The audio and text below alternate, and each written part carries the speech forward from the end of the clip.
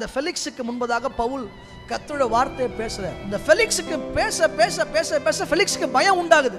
போ அனுப்பிச்சு விட்டான். ஆனா வெயிட் பண்ணிட்டே இருந்தா. இது தெரியுமா, பவுல் பணம் கொடுப்பாரு, நடக்கல. என்ன பண்ணானா 2 வருஷம் தாமதம் பண்ணான். அப்படியே போட்டு வச்சான். ஒன்னும் விசாரணை நடத்தல, கைதியாவே இருக்கிறாரு. அவன் திட்டமிட்டு தாமதம் பண்ணினான். நடந்து என்ன தெரியுமா, காரியம் அப்படியே மாறுது. கொஞ்சம் கொஞ்சமா மாறி வேற வழியே இல்லாம கம்பல்சரியா பவுல அந்த ராஜாவுக்குனால அப்பியர் பண்ண வைக்க வேண்டிய ஒரு நிலைக்கு அந்த கவர்னர் தள்ளப்பட்டான். அகிரிப்பா ராஜா அவனை விசாரிக்க அவருடைய காரியத்தையெல்லாம் சொல்றான், கர்த்தரை குறித்து சொல்றான், கர்த்தரை மகிமைப்படி சொல்றான்.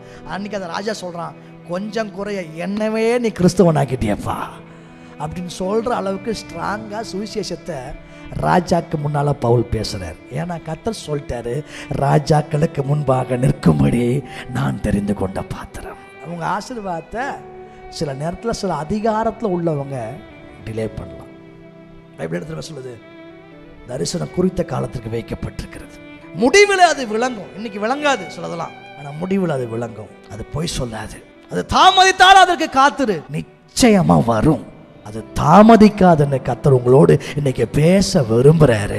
தரிசனம் தந்தவர் பேச விரும்புறாரு. திரும்ப அதை சொல்ல விரும்புறாரு.